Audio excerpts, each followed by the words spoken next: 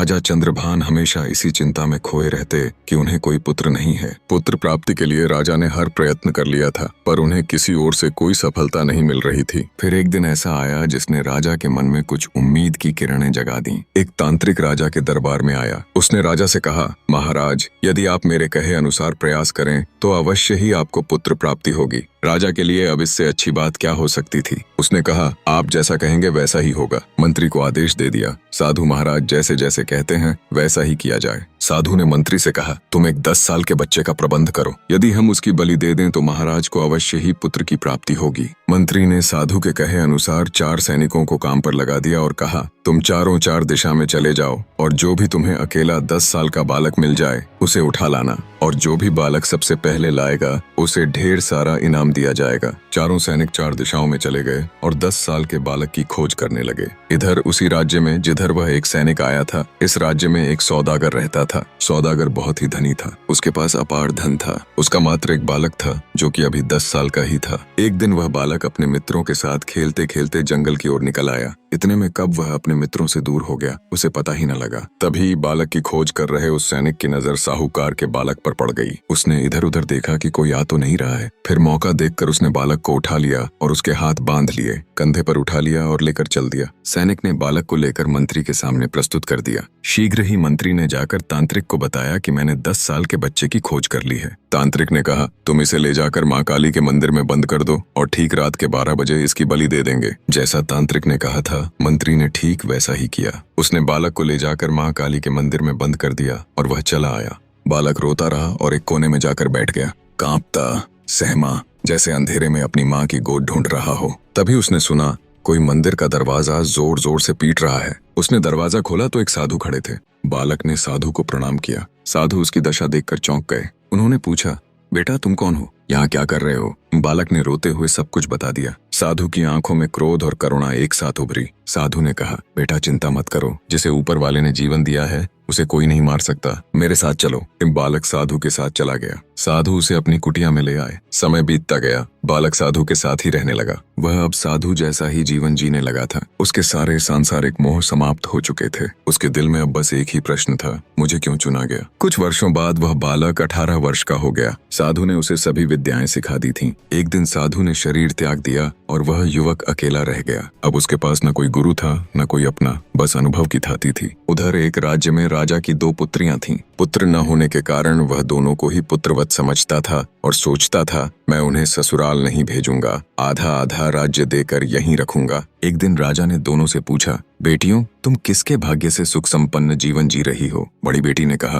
पिताजी आपके भाग्य से। राजा ने छोटी से पूछा। उसने कहा, पिताजी मैं अपने भाग्य से सुखी हूँ। जन्म देने वाला भोजन जरूर देता है पर भाग्य स्वयं का होता है। उसकी बातों में आत्मविश्वास था, पर राजा के लिए ये उसका अपमान बन गया। राजा यह सुनकर क्रोधित हो गया। उसने मंत्री से कहा, जो सबसे दरिद्र फटे हाल युवक दिखे उसे लेकर आओ। मंत्री ने बहुत खोजा। लौटते समय उसकी नजर साधु वेशधारी उस युवक पर पड़ी। मंत्री ने पूछा, तुम थोड़ी देर के लिए मेरे साथ चल सकते हो? युवक ने कहा, क्या काम है? मंत्री ने कहा, राजा के पास चलो, वहीं बताएंगे। युवक ने सोचा, बहुत समय से कहीं गया नहीं, चलना ठीक रहेगा। वह साथ चल पड़ा। राजा के समक्ष प्रस्तुत होते ही राजा ने बिना कुछ पूछे छोटी पुत्री का विवाह उस युवक से करवा दिया। विवाह के पश्चात राजा ने पुत्री से कहा, अब तुम जाओ, अपना भाग्य देखो। और राजा ने बड़ी पुत्री की शादी एक राजकुमार से की और पूरा राज्य उसे सौंप दिया। छोटी बेटी की आंखें नम थीं, पर होंठों पर मुस्कान, शायद अपने उत्तर को सच होते देखने का आत्मबल। इधर साधु वेशधारी युवक और छोटी राजकुमारी चल पड़े। उनकी आंखों में न भविष्य की तस्वीर थी न अतीत की छाया,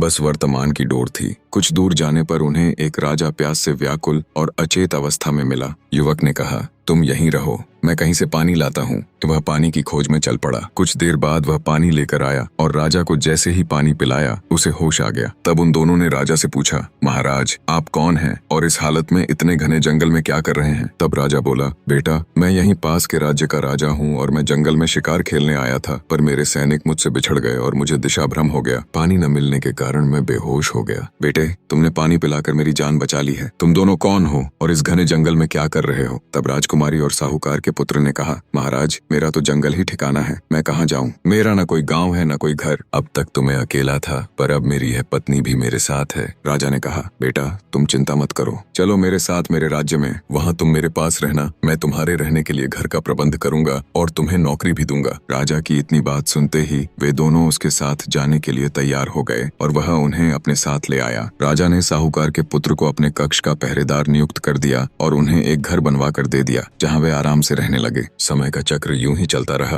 राजकुमारी ने एक सुंदर बालक को जन्म दिया। अब वे दोनों बहुत ही खुश रहने लगे थे, पर एक दिन ऐसा हुआ जिसने पूरी कहानी ही पलट दी। एक रात साहूकार का पुत्र कक्ष के बाहर पहरा दे रहा था कि तभी उसके कानों में किसी स्त्री के रोने की आवाज आई। पहले तो उसने उस आवाज को नजरअंदाज किया, पर जब देर तक स्त्री रोती ही रही तो साहूकार का पुत्र सोचने लगा कि देखना चाहिए इतनी रात को कौन रो रहा है। वह नंगी तलवार लेकर महल के पीछे गया और देखा कि एक सुंदर स्त्री वहां खड़ी रो रही है। जब साहूकार का पुत्र उसके पास पहुंचा तो पूछा, तुम्हारे रोने का कारण क्या है और तुम कौन हो जो इस तरह रात में रो रही हो? महिला ने रोते हुए उत्तर दिया, मैं इस राज्य की भाग्य लक्ष्मी हूँ और मैं इसलिए रो रही हूँ क्योंकि इस राज्य पर संकट आने वाला है। कुछ दिनों में राजा की मृत्यु हो जाएगी और राज्य में भारी सूखा पड़ने के कारण अकाल छा जाएगा। यह सुनकर साहूकार का पुत्र बहुत चिंतित हो गया। उसने पूछा, हे देवी, क्या इससे बचने का कोई उपाय नहीं है? क्या इस अनर्थ से बचा नहीं जा सकता? क्या राजा को बचाया नहीं जा सकता? तब कुछ देर चुप रहकर वह स्त्री बोली, राजा और राज्य को बचाने का एक ही उपाय है, पर उसे कोई कर नहीं पाएगा, इसलिए तुम व्यर्थ समय न गंवाओ। साहूकार के पुत्र ने विनती की, हे देवी, उपाय तो बताइए, चाहे जितना कठिन हो, पर अगर इससे राजा और राज्य बच सकते हैं तो बताइए। यदि कोई व्यक्ति अपने हाथों से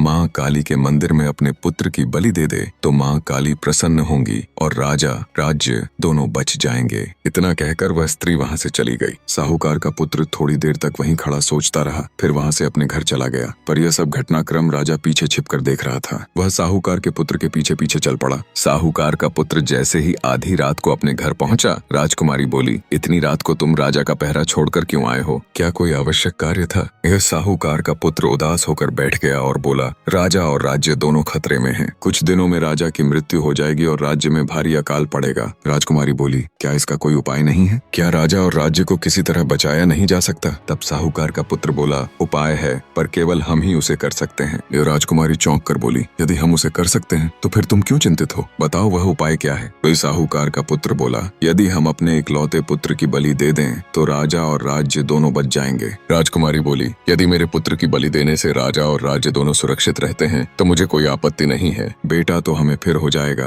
पर यदि इस राज्य में अकाल पड़ा तो न जाने कितने लोग कालग्रस्त हो जाएंगे। बच्चा केवल 6 माह का था, पर दोनों ने दिल पर पत्थर रखकर अपने पुत्र को उठाया और मंदिर की ओर चल दिए। राजा यह सब पीछे से देख रहा था। चलते चलते वे दोनों माँ काली के मंदिर पहुंचे। साहूकार के पुत्र ने अपने हाथ में नंगी तलवार ली और बच्चे की गर्दन पर चला दी। यह दृश्य राजकुमारी से सहन न हुआ। उसने भी तलवार निकालकर अपनी गर्दन काट ली। यह देखकर साहूकार का पुत्र भी शोक में डूब गया और सोचने लगा, अब इनके बिना जीकर क्या करूंगा, और उसने भी अपनी गर्दन काट डाली। तीनों के बलिदान को देखकर राजा के पैरों के नीचे से जमीन खिसक गई। वह झट से मंदिर में आया और अपनी गर्दन पर तलवार रख ली। जैसे ही राजा ने अपनी गर्दन काटनी चाही, माँ काली प्रचंड रूप में प्रकट हुई और बोली, बेटा, मैं तुम्हारी भक्ति से प्रसन्न हूँ, मांगो, क्या वर चाहिए तुम्हें? राजा बोला, यदि आप प्रसन्न हैं तो इन तीनों प्राणियों को जीवित कर दीजिए, मुझे दूसरा कोई वरदान नहीं चाहिए। देवी बोली, तथास्तु, ऐसा ही होगा, और वे तीनों जीवित हो गए। राजा उन तीनों को राज दरबार में ले आया और उन्हें सबके सामने सम्मानित किया। फिर राजा ने अपना सारा राज्य उन्हें सौंप दिया और स्वयं वन में तपस्या करने चला गया। साहूकार का पुत्र और राजकुमारी फिर से सुखपूर्वक रहने लगे। सो हे राजा विक्रमादित्य, अब बताओ, राजा, राजकुमारी और साहूकार के पुत्र में से किसका बलिदान सबसे बड़ा था? राजा विक्रमादित्य ने उत्तर दिया, सबसे बड़ा बलिदान उस राजा का था जिसने सब कुछ जानते हुए चुपचाप उन तीनों का त्याग देखा, फिर उनका बलिदान देखा, और अंत में जब सबका जीवन समाप्त हुआ तो सबको पुनर्जीवित किया और अपना पूरा राज्य त्याग कर स्वयं तपस्या करने चला गया। ऐसा त्याग केवल एक सच्चा धर्मात्मा ही कर सकता है।